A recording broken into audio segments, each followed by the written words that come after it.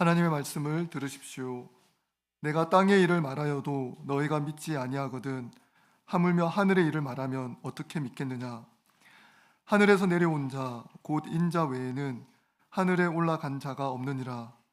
모세가 광야에서 뱀을 든 것 같이 인자도 들려야 하리니 이는 그를 믿는 자마다 영생을 얻게 하려 하심이니라. 하나님이 세상을 이처럼 사랑하사 독생자를 주셨으니 이는 그를 믿는 자마다 멸망하지 않고 영생을 얻게 하려 하심이라. 하나님이 그 아들을 세상에 보내신 것은 세상을 심판하려 하심이 아니요 그로 말미암아 세상이 구원을 받게 하려 하심이라.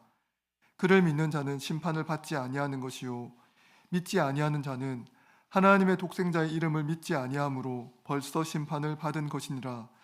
그 정죄는 이것이니 곧 빛이 세상에 왔으되 사람들이 자기 행위가 악함으로 빛보다 어둠을 더 사랑한 것이니라. 악을 행하는 자마다 빛을 미워하여 빛으로 오지 아니하나니 이는 그 행위가 드러날까 함이요 진리를 따르는 자는 빛으로 오나니 이는 그 행위가 하나님 안에서 행한 것임을 나타내려 함이라 하시니라. 아멘. 네, 저는 오늘 십자가 공의와 사랑의 입맞춤이라는 제목으로 함께 말씀을 나누도록 하겠습니다. 이제 도르트 신조 둘째 교리 그리스도의 죽으심과 이를 통한 인간의 구속 그 1항과 2항을 우리 같이 읽어 보겠는데요. 먼저 1항을 읽겠습니다. 하나님의 공의가 요구하는 형벌. 시작. 지극히 자비로우실 뿐 아니라 또한 지극히 공의로우시다. 그리고 하나님의 공의는 바로 하나님께서 말씀에서 자신을 계시하신 대로 그분의 무한하신 위엄에 거슬러 범한 우리의 죄들을 현세와 내세에 몸과 영혼에 반드시 형벌로 벌할 것을 요구한다. 하나님의 공의가 만족되지 않고서는 우리는 이러한 형벌을 피할 수 없다. 2항 그리스도께서 이루신 만족. 시작. 하지만 우리는 스스로 그 만족을 이룰 수 없으며 우리 자신을 하나님의 진노에서 건져낼 능력도 없다. 그래서 하나님께서는 그분의 무한하신 자비로 자기의 독생자를 우리의 보증으로 주셔서 우리를 위하여 그리고 우리를 대신하여 죄로 삼으시고 십자가에서 저주를 받은 바 되게 하사 우리를 위하여 하나님의 공의를 만족하게 하시기를 기뻐하셨다. 네. 요 도르트 신조 둘째 교리 1항과 2항의 내용을 중심으로 함께 말씀을 살펴보도록 하겠습니다. 여러분께서 요한복음 3장의 내용을 여러분이 대부분 잘 알고 계실 것입니다. 특별히 요한복음 3장 16절 하나님이 세상을 이처럼 사랑하사 독생자를 주셨으니 이는 그를 믿는 자마다 멸망하지 않고 영생을 얻게 하려 하심이라. 이 말씀은 복음의 핵심적인 내용일 뿐만 아니라 많은 사람들이 자주 그리고 여러 번 들었던 말씀입니다. 근데 오늘 여러분이 이 3장 16절의 내용은 잘 아는데 그 앞에 나오는 12절부터 15절의 내용은 또 잘 모를 수가 있어서 그 내용과 연결해서 좀 더 설명해 보도록 하겠습니다. 오늘 우리가 읽었던 그 도르트 신조 두 번째 교리 1항과 2항은 하나님께서 공의로우시면서 그 공의대로 우리에 대한 그 죄에 대한 벌과 형벌을 요구하고 계시고 그걸 우리가 만족할 수 없다는 것을 우리에게 알려줍니다. 사람들은 정의에 대한 깊은 갈망이 있습니다. 정의가 이루어지기를 원하죠. 그래서 심지어는 지체된 정의는 정의가 아니다라는 표가 있을 만큼 정의에 대한 강한 갈망이 있습니다. 얼마 되지 않았던 것 같은데 한 1, 2년 전에 더 글로리라는 드라마가 있었습니다. 근데 그 드라마를 끌고 가는 가장 강력한 힘은 무엇이냐면 그 학폭을 당했던 그 문동은이라는 한 여자가 그 복수를 행할 때 많은 사람들이 그 복수를 응원하고 지지하고 카타르시스를 느꼈던 것은 그토록 끔찍한 폭력을 당했음에도 불구하고 피해자가 어떤 보상도 받지 못하고 가해자에게 어떠한 정의도 이루어지지 않았기 때문에 또 현실에서 그와 같은 일들을 계속해서 보고 있기 때문에 드라마 상이라 할지라도 드라마 속에서라도 그것이 이루어지기를 원했기 때문에 많은 사람들이 그 드라마에 열광했던 것 같습니다. 만일 그 드라마의 끝이 이렇게 되었다고 하면 사람들은 오히려 기분 나빠했을 수도 있습니다. 갑자기 문도군이 이렇게 이야기를 하는 겁니다. 나는 사랑이 많은 사람이어서 나는 너희의 죄를 그냥 덮어줄게. 이제 없던 일로 하자. 나는 다 이해할 수 있고 나는 너희를 충분히 용서할 수 있어. 사람들은 그런 결말을 원하지 않았을 것입니다. 왜냐하면 그렇게 끝이 난 건 정의가 이루어지지 않았다라고 생각하기 때문입니다. 사람들은 누구나 정의가 이루어지길 원합니다. 그것이 나의 일이 아니라 할지라도 타인의 일이라 할지라도 특별히 정의가 이루어지기를 원합니다. 근데 여기에는 약간의 딜레마가 있습니다. 어떤 부분이냐면 내가 만일 그 정의롭지 못한 상황의 수혜자가 되었을 때는 좀 다릅니다.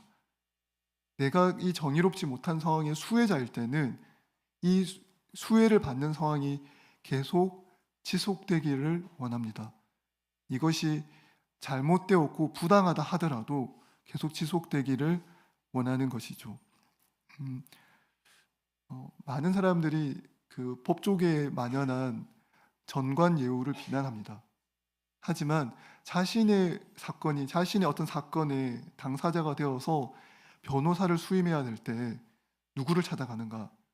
만약에 내가 충분한 돈이 있다면 전관 변호사가 돈이 있음에도 불구하고 전관 변호사를 찾아가지 않는가 하면 돈이 충분히 있다면 다 전관 변호사를 찾아가려고 합니다.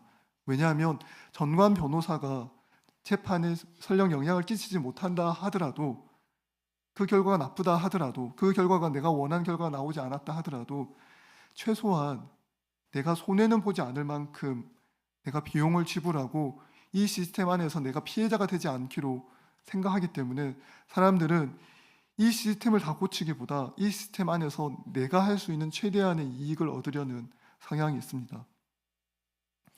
우리는 타인의 죄에 대해서 공의와 정의가 이루어지길 원하지만 만약 내가 그 죄의 수혜자가 되거나 당사자가 되었을 때는 다른 태도를 취합니다. 그러니까 타인의 죄에 대해서는 우리는 매우 서슬프게 그것이 얼마나 잘못되었는지 찾아낼 수 있지만 만일 그것이 나의 죄나 나와 이익을 함께하는 사람의 죄라고 하면 우리는 매우 탁월한 능력의 변호사가 되기를 차차합니다. 이것이 왜 죄가 아닌지, 그럴 만한 상황이 있었는지를 끊임없이 이야기하려고 합니다. 우리가 하나님을 대하는 태도는 마찬가지입니다. 세상에 아주 극악무도한 일을 저지른 범죄자가 있으면 하나님을 원망하는 사람들이 있습니다. 어떻게 하나님이 살아계신데 이런 일이 일어날 수 있는가? 그러니까 하나님께서는 자신이 저지른 죄도 아니지만 난데없이 많이 소환이 됩니다. 어떻게 하나님이 살아계신데 재난을 당했을 때도 뭔가 큰 일이 생겼을 때 하나님은 언제나 소환당합니다. 그리고 이런 끔찍한 일이, 이런 부당한 일이 생기는 동안 하나님은 무엇을 하셨는가? 하나님을 원망하고 곧바로 정의가 이루어지게 해달라고 요청합니다. 그러나 하나님 눈앞에, 하나님의 그 공의로운 눈앞에 내 죄를 그대로 노출시켜서 자기 죄에 대해서 회개하고 그 죄에 대해서 하나님 앞에 그대로 회개하고 반성하는 것은 잘 나타나지 않습니다. 타인의 죄에 대해서는 우리 매우 날카로운데 나의 죄에 대해서는 무디어질 수밖에 없습니다. 인간이 그렇습니다. 그래서 이 현대 사회에서는 하나님의 심판이란 용어 자체, 개념 자체를 싫어합니다. 팀 켈러 목사님이 이런 표현을 썼는데요. 마치 포토샵으로 보정을 하듯이 사람들은 하나님의 심판이라는 개념을 대화에서나 생각에서나 사상에서 다 없애버리려고 한다고요. 그래서 어떤 대화를 할 때, 어떤 것을 이야기할 때 하나님이 심판하신다는 말은 다 없애려고 합니다. 하나님은 사랑의 하나님이어야 합니다. 하나님은 사랑이시고 사랑으로 용납하시고 어떤 죄에 대해서도 그 책임을 묻지 않아야 될 것처럼 하나님에게 요구합니다. 근데 오늘 우리가 읽은 3장 16절 말씀은 하나님이 사랑만 하셨다라고 이야기하지 않습니다. 여기 3장 16절에는 하나님이 세상을 이처럼 사랑하셨고 멸망하지 않게 하기 위해서 하셨다라고 하지만 또 18절에 보면 그를 믿는 자는 심판을 받지 아니하는 것이요 믿지 아니하는 자는 하나님의 독생자의 이름을 믿지 아니함으로 벌써 심판을 받았다라고 이야기합니다. 그러니까 하나님은 공의로우시면서 동시에 사랑을 행하십니다. 이 두 가지가 충돌하지만 동시에 하나님은 이 두 가지 모두를 우리에게 요구합니다. 사실 이 두 가지가 충돌한다는 건 우리 개인들만 살펴봐도 알 수 있습니다. 우리는 어떤 부당한 일, 우리 가족에게 생긴 일, 나에게 생긴 일, 내가 그 불의한 일의 피해자가 되었을 때 정의를 요구합니다. 절대 이럴 수는 없고 이 불의를 행한 자는 반드시 그에 합당한 처벌을 받아야 된다고 소리를 높입니다. 그러나 하나님에 대해서는 어떻게 하죠? 하나님이 불의한 자에 대해서 하나님이 가지신 권위로 그에 합당한 벌을 내리고 할 때는 하나님에 대해서 그렇게 하면 안 된다고 얘기합니다.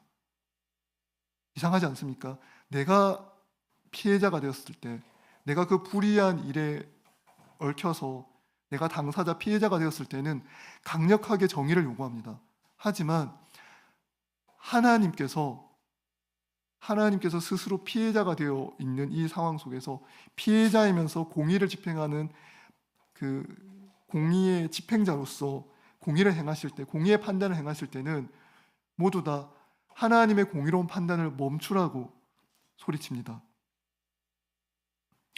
오늘 우리가 읽었던 도르트 신조 2교리 1항에 하나님의 속성에 대해서 이렇게 이야기합니다. 하나님은 지극히 자비로우실 뿐 아니라 지극히 공의로우시다. 그리고 하나님의 공의는 우리의 죄에 대해서 반드시 형벌로 벌할 것을 요구하신다. 이 질문에 대해서 현대인들은 이렇게 질문합니다. 어떻게 사랑이라고 하면서 진노하시는가? 어떻게 사랑이라고 하면서 처벌하시는가? 근데 오히려 우리는 이렇게 물어야 합니다. 여러분이 흉악범이 처벌받지 않을 때 여러분은 마음속에 분노가 일어날 겁니다. 어떻게 흉악범에 대해서 이 세상은, 이 사회는 처벌하지 않는가? 나라가 이 꼴이다, 나라가 엉망이다 라고 얘기하면서 비난할 겁니다. 그러니까 우리의 마음속에는 죄에 대한 처벌이 이루어져야 되고 공의가 이루어져야 하는 강한 열망이 있습니다. 내가 그 당사자가 아닐 때 우리는 반드시 공의가 이루어져야 한다는 것에 대한 강한 확신이 있습니다. 그것을 부정한 사람은 거의 없을 것입니다. 끔찍한 범죄를 목도했을 때, 사람이 사람을 죽이고 사람이 사람을 성적으로 유린하고 그런 온갖 종류의 끔찍한 일들이 일어나는 그 범죄의 현장에서 홀로 선 있는 것처럼, 홀로 천사인 것처럼, 이 세상의 악한 일들과 전혀 무관한 것처럼 우리 다 사랑합시다, 우리 다 용서합시다, 이런 말을 할 수 있는 담대한 사람은 여기 없을 것입니다. 여러분, 그 피해를 당한 그 현장에 갔을 때 그 피해자들의 분노가 하늘 끝까지 솟아오를 때 그 온몸이 떨리는 그 현장에서 홀로 고고하게 이제 그 죄는 다 잊어버리고 그 모든 행한 악들은 다 잊어버리고 우리 서로 사랑합시다, 이런 말을 할 수 있는 용기가 쉽게 생기지 않습니다. 그 상황을 여러분이 목도하고 마주하게 된다면, 그 현장 속에 여러분이 있게 된다면 함부로 말을 할 수 없습니다. 그러니까 우리가 불의한 일을 마주했을 때 그냥 뉴스로만 들어도 당연히 정의가 이루어져야 된다라고 이야기하는 거죠. 만일 환자를 케어하는 의사가 암에 걸려서 이제 죽게 되어 있는 환자를 보면서 암세포를 치료할 생각은 하지 않고 암세포도 생명입니다, 암세포를 사랑하십시오, 암세포를 있는 그대로 받아들이십시오, 우리 치료하지 맙시다, 이렇게 얘기하면 어떤 환자가 네 알겠습니다 하고 돌아가겠습니까? 행해야 될 일을 하지 않은 그 의사에게 분노하겠죠. 너무나 사랑이 많은 판사가 어떤 아주 끔찍한 범죄를 저지른 사람을 향해서 피해자에게 저는 사랑이 너무 많아서 이런 범죄는 용서해 줘야 된다고 생각합니다, 우리 모두 사랑으로 이해하고 넘어갑시다. 그럼 우리는 무엇에 대해 분노하냐면 그 판사 개인에 대해서 분노하는 게 아닙니다. 판사라는 공적인 직무를 행해야 하는 그 사람이 자신의 직무를 제대로 행하지 않으므로 이 사회 가운데 공의가 무너지는 것, 정의의 시스템이 무너지는 것에 대해서 분노합니다. 그러니까 그건 판사 개인의 일이 아니게 되는 거죠. 그 판사가 끊임없이 계속해서 공의를 행해야 되는 자리마다 그냥 사랑이라는 이름으로 처벌을 유예시켜버리면 우리 모두는 그걸 받아들일 수 없을 것입니다. 오늘 우리가 읽은 3장 12절부터 15절의 내용에 보면 이 12절부터 15절 내용이 예수님께서 민수기의 내용을 전제로 해서 말씀을 전하는 것인데요. 제가 새가족반을 같이 공부하는 사람들에게 제가 미리 한번 얘기한 내용이기도 한데, 이 3장 12절에서 15절 내용은 민수기의 상황을 예수님께서 전제로 이야기하고 있습니다. 그리고 이 내용은 예수님이 니고데모에게 하는 이야기입니다. 그러니까 3장 1절에 니고데모라고 하는 바리새인 중에 지도자라고, 유대인의 지도자라고 일컬어지는 지도자인 사람이 예수님을 찾아왔습니다. 구원에 관해서, 하나님의 나라에 대해서 그가 질문을 했습니다. 예수님께서 쭉 설명한 이후에 12절에 이런 얘기를 합니다. 내가 땅의 일을 말하여도 너희가 믿지 아니하거든 하물며 하늘의 일을 말하면 어떻게 믿겠느냐. 하늘에서 내려온 자 곧 인자 외에는 하늘에 올라간 자가 없느니라. 예수님께서 그 하나님 나라의 일, 어떻게 해야 하나님 나라에 들어갈 수 있습니까? 거듭나지 않고서는 들어갈 수 없다라고 이야기하고, 하나님 나라의 일에 대해서 이야기를 했을 때 사실 니고데모가 정확하게 이해를 하지 못했습니다. 그래서 예수님께서 니고데모에게 내가 땅의 일을 말해도, 땅에서 일어나는 일을 말해도 네가 잘 이해를 못하는데 하늘의 일을 말하면 어떻게 네가 믿고 이해할 수 있겠느냐라고 이야기하면서 자신에 대해서 이야기하기 시작합니다. 그러면서 하늘에서 내려온 자, 그러니까 하나님이 사람이 되어서 성육신하여 하늘에서 내려온 자 예수님 곧 인자 외에는 하늘에 올라간 자가 없다. 내려온 자가 다시 올라갈 것이고 그는 올라간 사람이다 라고 이야기를 하죠. 여러분, 이 성경의 문맥에서 올라간 자, 위에 있는 자는 통치자를 의미합니다. 다스리는 자. 보통 그래서 항상 위에 있는 자들은 어떻게 하냐면 위에서 아래를 내려다봅니다. 그리고 다스리죠. 그래서 땅으로 내려온 자는 그의 신분이 낮아졌다는 것을 의미하고, 올라간 것은 그의 권위와 권위가 올라갔다는 걸 의미합니다.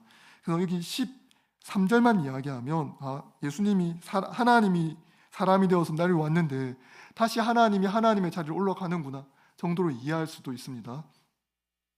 근데 예수님께서 14절에 민수기 이야기를 가져옵니다. 민수기에 이스라엘 백성들이 하나님께 불순종해서 모두 불뱀에 물려서 다 죽게 되어 있었습니다. 그러니까 모든 이스라엘 백성이 뱀에 물려 죽게 된 상황입니다. 한 사람도 남김없이 다 죽게 된 상황에서 모세가 하나님께 기도하고 탄원해서 하나님께서 그들을 살려주시려고 하는데 어떻게 살려주시냐면 놋으로 뱀을 만들어서 그 뱀을 높이 들었습니다. 그리고 모세가 선포하죠. 누구든지 이 놋뱀을 바라보는 자마다 다시 살아나게 될 것이다. 죽지 않고 살아나게 될 것이라고 외쳤습니다. 근데 예수님 뭐라고 얘기했냐면 모세가 광야에서 뱀을 든 것처럼 인자도 들려야 한다. 인자도 높이 들릴 것이다 라고 얘기합니다. 인자는 어디에 들렸죠? 인자는 십자가의 나무에 들려졌습니다. 그래서 십자가에 달린 예수를 하나님의 아들이시고 구원자로 믿는 자마다 영생을 얻습니다. 멸망치 않고 영생을 얻습니다. 하지만 그를 믿지 않는 자는 이미 죽음의 상태에 있기 때문에 멸망하게 되어 있습니다. 모세가 광야에서 뱀을 들었죠. 이미 이스라엘 백성들은 다 죽음의 상태에 있습니다. 이제 죽게 되어 있습니다. 그리고 광야에서 뱀을 들어서 이 뱀을 바라보는 사람마다 죽지 않고 살아날 것이라고 모세가 선포했습니다. 여기서 한번 생각해 보십시오. 그때 그 광야에서 이스라엘 백성들은 그 놋뱀을 다 믿음으로 바라보았을까요? 저는 바라보지 않았을 사람도 있다고 생각합니다. 그 뱀이 뭐라고? 놋으로 만든 뱀이 무슨 효력이 있다고 나를 살게 해? 나는 빨리 내 몸에 있는 독을 빼내기 위해서 입으로 독을 빨아내고 거기를 칼로 상처를 내서 피를 내게 하든 어떻게든 스스로 살아나려고 몸부림치는 사람들도 있었을 것입니다. 모세의 말이 들리지 않는 거죠. 모세의 말이 별로 믿어지지 않습니다. 저 놋뱀을 바라본다고 내가 살 수 있을까? 그 생각이 들었을 것입니다. 그런데 예수님은 그 모세가 광야에서 뱀을 든 것처럼 인자도 들려집니다. 모세의 뱀과 예수님이 십자가에 달린 것은 차이가 있는데요. 그 뱀은 불뱀에 물렸던 이스라엘 백성들을 구원하기 위해서 하나님은 놋뱀을 들어서 들어 올렸습니다. 바라보게 했습니다. 그런데 예수님은 모든 하나님의 백성들의 죄를 대신하여 그가 대신 벌을 받으시고 나무에 달리셨습니다. 신명기 말씀에 나무에 달린 자마다 저주를 받은 것이라고 되어 있습니다. 그래서 이스라엘 백성들이 가장 두려워하는 죽음의 형태가 있는데 바로 나무에 달려 죽는 죽음이었습니다. 이스라엘의 왕 다윗의 아들 압살롬이 반역을 일으켜서 왕이 되었습니다. 그러다가 나중에 다윗이 다시 왕위를 회복했을 때 압살롬이 도망을 칩니다. 도망을 치다가 그는 머리숱이 많은 것으로 유명한 사람이었는데 그의 머리가 나무잎에 걸려서 나무에 달려 죽었습니다. 그래서 사람들이 압살롬의 죽음을 바라보면서 뭐라고 이야기하냐면 이스라엘 사람들이 그가 저주를 받아 죽었다라고 얘기했습니다. 왜냐하면 신명기 말씀처럼 나무에 달려 죽은 자는 하나님의 저주를 받은 사람이기 때문에 그렇습니다. 그러니까 예수님 당대의 유대인들은 십자가에 달려 죽는 것을 극도로 싫어했습니다. 왜 그럴까요? 십자가라는 나무에 달려 죽는 죽음은 그가 하나님께 저주를 받은 사람이라는 것을 표시하기 때문에 그렇습니다. 이제 나무에 달려 죽은 자는 하나님으로부터 저주를 받은 사람이 됩니다. 16절에 예수님께서 니고데모에게 이렇게 얘기합니다. 하나님이 세상을 이처럼 사랑하사 독생자를 주셨으니 이는 그를 믿는 자마다 멸망하지 않고 영생을 얻게 하려 하심이라. 여기 앞에 이처럼이라는 말이 나오지 않습니까? 그러니까 하나님이 세상을 그냥 사랑한 게 아닙니다. 이와 같은 방식으로 사랑하셨습니다. 그러니까 14절 15절에 나오는 모세가 광야에서 뱀을 든 것처럼 이미 죽음에 있는 상태에 있는 사람들을 구원하시기 위해서 모세가 뱀을 들었습니다. 그런데 인자도 똑같이 들려집니다. 이미 자신의 죄와 허물로 죽음에 있는 사람들을 구원하시기 위해 그들을 죽음의 형벌에서 건져내기 위해서 나무에 달려 저주를 받음으로 그가 우리를 대신하여 형벌을 다 받으신 것입니다. 그가 나를 대신하여 형벌을 받으시고 하나님의 아들이신 예수께서 내가 받아야 할 형벌을 다 받으셨다는 것을 믿는 사람은 구원을 받는 것입니다. 그래서 하나님이 세상을 사랑한다고 할 때 이 세상은 그냥 백지 상태, 진공 상태의 세상이 아닙니다. 이미 죄와 허물로 죽음의 상태이고 그 자신의 죄로 인해서 이미 멸망이 예정되어 있는, 멸망당하게 되어 있는 사람들, 멸망이 그들에게 이미 임해 있는 사람들에게 하나님께서 사랑을 베푸신 것입니다. 그들은 예수 그리스도를 믿지 않으면 십자가 나무에서 그들을 대신하여 저주의 형벌을 받으신 예수 그리스도를 하나님의 아들로 자신의 구원자로 영접하지 않으면 모두 죽게 되어 있는 사람들입니다. 하나님께서 우리를 사랑하시는 방식은 내가 너희를 무제한적으로 그냥 사랑한다, 믿든 믿지 아니하든 그냥 사랑한다, 그 방식이 아니라 믿는 자마다 멸망하지 않도록 영생을 얻게 하려고 하셨습니다. 그래서 도르트 신조 2조 2항이 이렇게 됐습니다. 하지만 우리는 스스로 그 만족을 이룰 수 없으며 우리 자신을 하나님의 진노에서 건져낼 능력도 없다. 우리 스스로는 그 능력도 없습니다. 우리를 구원할 수도 없습니다. 그런데 우리는 저주 아래 있기를 싫어하고 이 하나님으로부터 형벌을 받기보다 사랑을 받기를 원합니다.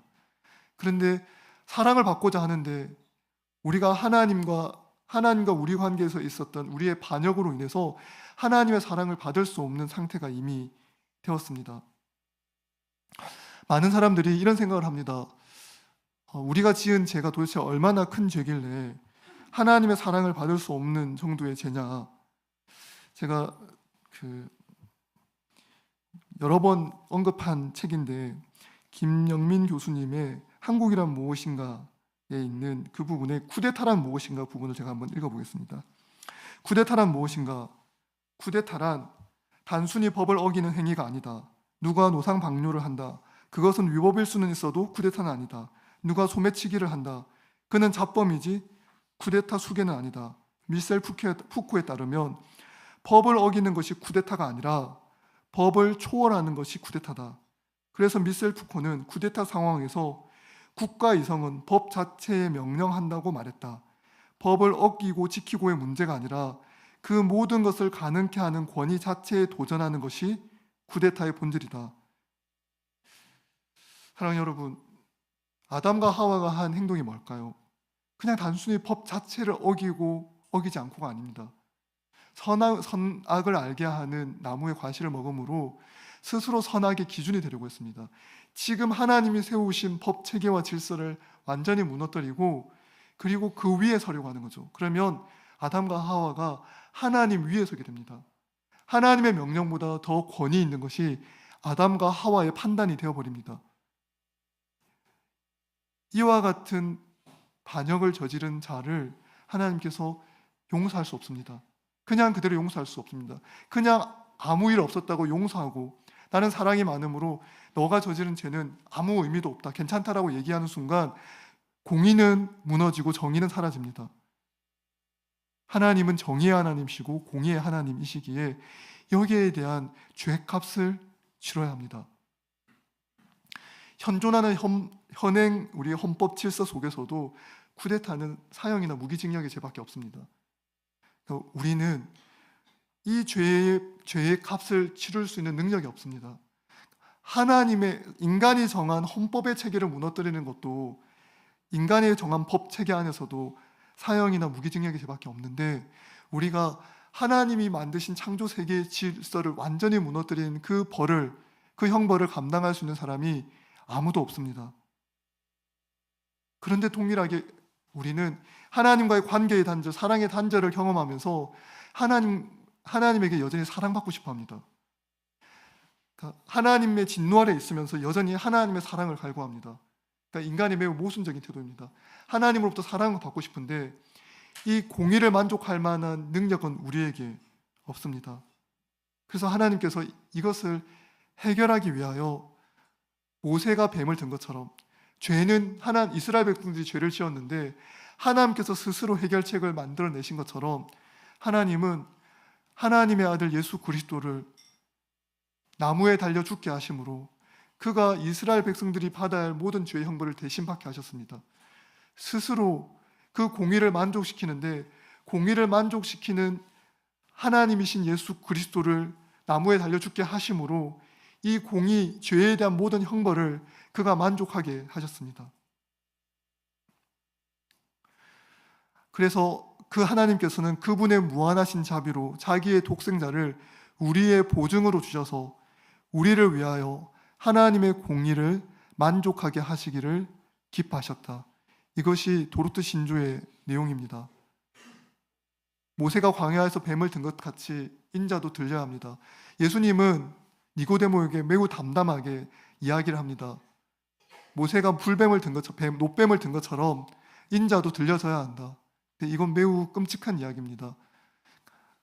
하나님과 충만한 사랑, 완전한 사랑의 관계 안에 있던 예수 그리스도께서 하나님으로부터 저주받는 자리, 하나님으로부터 징계의 자리, 이 세상에서 가장 끔찍한 범죄를 저지르는 자보다 더 흉악한 범죄자 취급을 당하셨어야만 했습니다.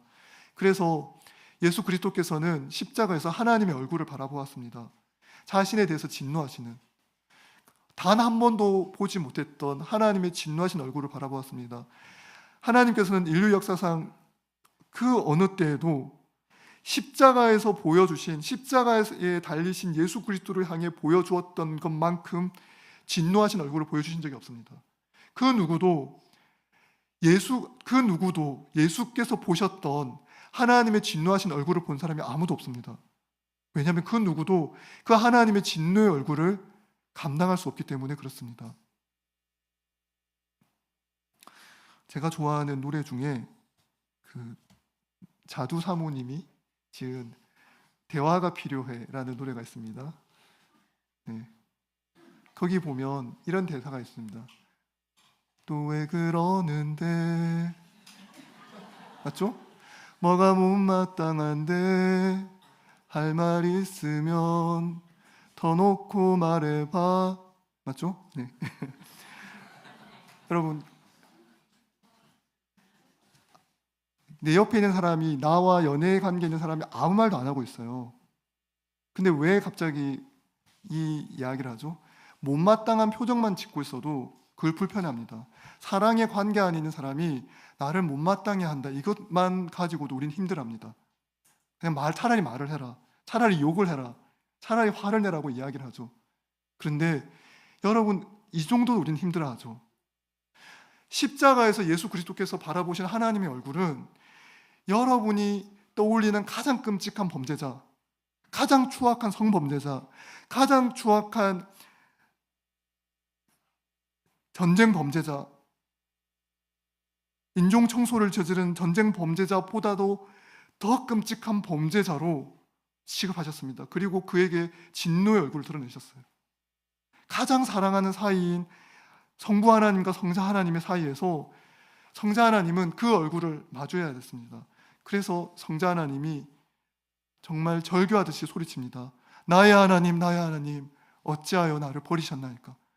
그러니까 성부 하나님은 그날 그 자리에서 십자가에서 예수님을 완벽하게 버리셨습니다. 그를 저주하셨습니다. 그에게 형벌을 다 쏟아 부으셨습니다. 왜냐하면 이 형벌을 다 쏟아 붓지 않고서는 우리의 죄에 대한 공의가 이루어지지 않기 때문에 그렇습니다. 모든 것이 다 쏟아 부어졌을 때, 그때 하나님의 공의가 만족되었습니다. 하나님의 공의가 그리스도 안에서 완전히 만족되어 있습니다. 따라서 더 이상 하나님께서는 우리에게 청구할 죄값이 남아있지 않습니다. 왜냐하면 모든 청구서의 그 청구할 금액을 예수 그리스도께서 다 지불하셨기 때문에 그렇습니다. 따라서 예수 그리스도 안에 있는 자, 예수 그리스도의 보혈로 그 죄의 용서를 받은 모든 사람들은 이제 더 이상 하나님께 갚아야 할 빚이 없습니다. 다 용서를 받았습니다. 이 세상은 여전히 여러분에게 이야기하고자 합니다. 아니, 너는 여전히 완전하지 않아. 너는 여전히 너의 죄값을 치러야 돼. 너의 존재로 부족해.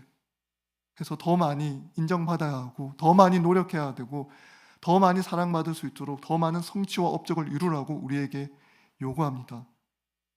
십자가는 우리에게 다르게 이야기합니다. 십자가에 달리신 예수 그리스도는 이미 그 안에서 다 이루었다. 내가 다 이루었다라고 이야기하시고, 그 다 이루신 그 종결된 그 죄에 대한 형벌을 다 종결하심으로, 하나님에 대한 정의를 다 이루심으로, 만족시키심으로 이제 우리가 이룰 정의는 없다라고 이야기합니다. 하나님께서 십자가에서 우리를 향해서 이야기하십니다. 예수께서 너희를 위하여 모든 죄에 대한 형벌을 다 받으시고 나의 공의를 만족하였기에 너희는 이제 해방되었고 너희는 이제 의인이다. 재판장은 이미 재판장인 하나님께서 스스로 만족하셨다라고 우리에게 선포하고 계십니다. 사랑하는 여러분, 이것이 진정한 해방입니다. 예수 그리스도 안에 있는 자들은 오직 예수 그리스도 안에서 이 예정된 자들이 진정한 해방을 경험합니다. 모든 사람에게 열려 있는 것이 아니라 오직 예수 그리스도 안에 있는 자들만이, 이 예수 그리스도 있는 자들만이 이 속죄를 받습니다. 모든 사람이 다 속죄를 받은 것이 아닙니다. 예수 그리스도를 믿으나 믿지 않으나 다 이미 속죄의 가능성이 다 열려 있다라고 이야기하는 것은 옳지 않습니다. 창조주 하나님께서 그 아들을 십자가에 달려 죽게 하심으로 예수 그리스도 안에 있는 모든 사람의 죄에 대한 형벌을 다 이루셨고 공의를 다 만족시키셨습니다. 그리고 사랑하셨습니다. 그리고 그 사랑으로 우리를 초청하십니다. 예수 그리스도를 바라보라고. 하나님이 세상을 이처럼 사랑하셨으니, 하나님이 독생자를 우리에게 주셨으니 그를 믿는 자마다 멸망하지 않고 영생을 얻게 하신다고 선포하고 계신 것입니다. 도르트 신조 이 교리는 차가운 교리가 아닙니다. 이건 오히려 우리가 스스로 자기를 구원하려는 시도를 멈추고 그리스도께서 이루신 완벽한 만족을 바라보라는, 그 안에서 쉬라는 따뜻한 초청장입니다. 우리는 여전히 용납받기를 원합니다. 사랑받기를 원합니다. 그 나의 해방일지라는 드라마에서 주인공 연미정이 구씨에게 이런 얘기를 하죠. 나는 추앙받기를 원한다고. 사랑으로 안 되고 추앙해달라고 이야기합니다.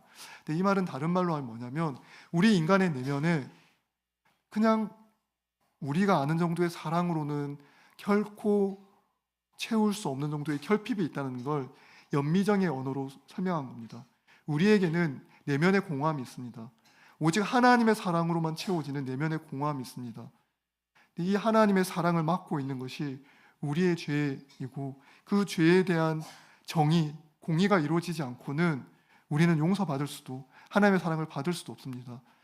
스스로 이 공의를 이룰 수도 없고 용서를 받을 수 없는 우리를 위하여 하나님께서 자신의 아들 예수 그리스도를 십자가에 달려 죽게 하셨습니다. 그를 매달았습니다. 하나님이 자기의 아들 예수 그리스도를 죽음에 이르게 하셨습니다. 그리고 그에게 모든 분노를 쏟아내셨습니다. 왜냐하면 예수 그리스도 안에 있는 모든 자들을 구원하시기 위해서 그렇습니다. 사랑하는 여러분, 혹시 여러분은 여전히 죄책감 속에 있으십니까? 여러분의 삶을 바라보면 여전히 죄가 있고 죄의 습관이 있고 죄 짓는 모습이 있어서 괴로워하십니까? 그래서 나의 죄는, 지금 내가 짓고 있는 죄의 습관들은 예수님도 구원 못하고 예수님의 십자가 보혈도 나는 해방시킬 수 없다, 나를 해방시킬 수 없다, 그런 마음으로 고통스러워하십니까? 그때 여러분, 십자가에 달리신 예수 그리스도를 바라보십시오. 이스라엘 백성들이 광야의 녹뱀을 바라보았듯이 여러분을 바라보지 마시고 예수 그리스도를 바라보십시오. 십자가에서 이루어주신, 완벽하게 이루어진 하나님의 공의를 바라보십시오. 더 이상 이룰 하나님의 공의가 없습니다. 그 십자가에서 하나님의 공의는 이미 만족되었고 이미 다 이루어졌습니다. 그리고 여러분을 사랑하십니다. 그분 안에서 공의의 형벌은 끝났고 이제 사랑의 만족은 영원히 시작되었습니다. 이 놀라운 복음 안에서 세상이 줄 수 없는 진짜 해방과 자유를 누리는 지광교회 모든 청년 이부 형제 자매들이 되기를 소원합니다. 하나님께서 공의로우십니다. 그 공의를 십자가에서 완벽하게 만족시키셨습니다. 그리고 예수 그리스도를 믿는 자에게 허락된 이 속죄가 완벽하게 이루어진다는 것을 우리에게 선포하고 있습니다. 여러분 자신을 바라볼 때마다 자신의 모습이 실망스럽고 여전히 죄악으로 가득하다 할지라도 자기 자신을 바라보지 마시고 자기 자신에 실망하지 마시고 혐오하거나 연민하지 마시고 오직 십자가에 달리신 예수 그리스도를 바라보십시오. 그분이 이루신 공의와 그분이 우리에게 무한히 우리에게 공급하고 계시는 하나님의 사랑을 바라보십시오. 하나님께서 우리를 사랑하십니다. 그리고 하나님께서 십자가에서 우리를 대신하여 예수 그리스도를 통하여 그분의 공의를 완벽하게 이루셨습니다. 이 사실을 믿고 예수 그리스도를 바라보며 살아가는 저와 여러분이 되기를 소원합니다.